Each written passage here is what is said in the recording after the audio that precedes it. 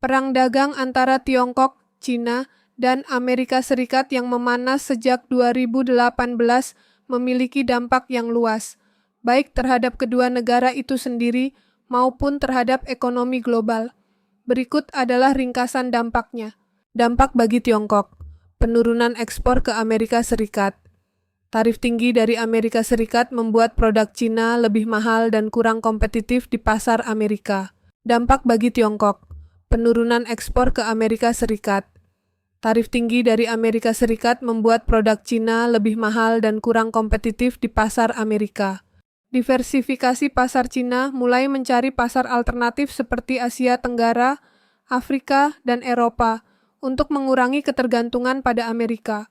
Inovasi dan substitusi domestik, dorongan untuk mengembangkan teknologi dalam negeri, contohnya chip semikonduktor, agar tidak tergantung pada impor dari Amerika.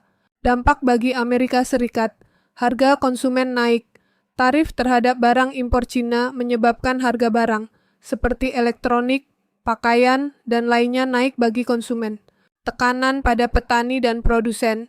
Cina membalas dengan tarif atas produk pertanian Amerika, seperti kedelai, yang merugikan petani Amerika.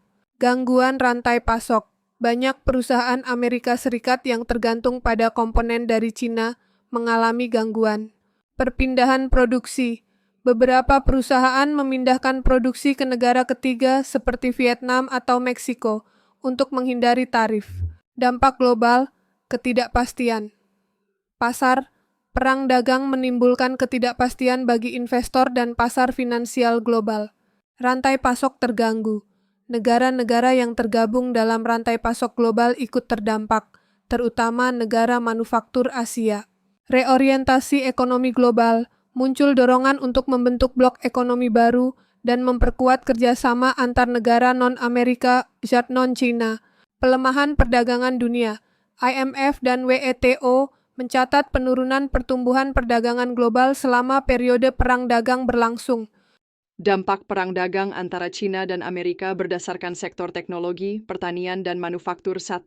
Sektor teknologi Amerika Serikat, pembatasan terhadap Huawei, ZTE, dan perusahaan teknologi Cina lainnya. AS melarang perusahaan seperti Google, Intel, dan Qualcomm untuk bekerja sama dengan Huawei. Dorongan untuk reshoring teknologi kritis. Amerika mulai mengembalikan produksi chip ke dalam negeri, misalnya pembangunan pabrik chip oleh TSMC di Arizona. Kontrol ekspor semikonduktor dan AI. Amerika Serikat batasi ekspor chip canggih ke Cina, terutama untuk superkomputer dan teknologi militer. Program Substitusi Teknologi Asing Made in China 2025.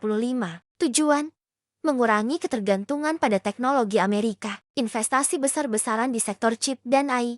Pemerintah dukung perusahaan seperti SMIC dan Baidu untuk mengejar ketinggalan. Kesulitan akses ke teknologi canggih. China terhambat dalam pengembangan chip 7 nanometer ke bawah karena sanksi dari Amerika Serikat. Sektor pertanian Amerika Serikat. Serangan balik China. Impor kedelai dan produk pertanian kini dialihkan ke Brasil, Argentina, dan Rusia. Sementara itu, Cina meningkatkan produksi domestik dan menyimpan stok untuk mengantisipasi dampak gangguan pasokan yang menyebabkan inflasi pangan. Sektor manufaktur Cina, biaya produksi naik. Tarif dari AS tambah ketidakpastian rantai pasok membuat ekspor makin sulit. Relokasi pabrik. Beberapa perusahaan asing relokasi dari China ke Vietnam, India, dan Indonesia. Pergeseran ke pasar dalam negeri dan Belt and Road Initiative. Fokus pada konsumen domestik dan negara-negara berkembang. Amerika Serikat, rantai pasok terganggu. Banyak pabrik AS bergantung pada komponen dari China. Kenaikan biaya dan keterlambatan. Inisiatif Bring Manufacturing Home pemerintah Amerika Serikat dorong pemulangan industri vital seperti obat-obatan, alat medis, dan chip. Biaya barang meningkat karena komponen lebih mahal atau harus dibeli dari negara ketiga. Jalan terbaik untuk mengakhiri perang dagang China-Amerika. 1. Negosiasi berdasarkan kepentingan bersama, fokus pada win-win solution. Kedua negara harus duduk bersama dengan pendekatan diplomasi ekonomi, bukan kompetisi penuh dendam. Kesepakatan dagang fase lanjutan setelah Phase 1 Deal. Melanjutkan kesepakatan dagang sebelumnya dengan komitmen yang lebih seimbang dari kedua belah pihak.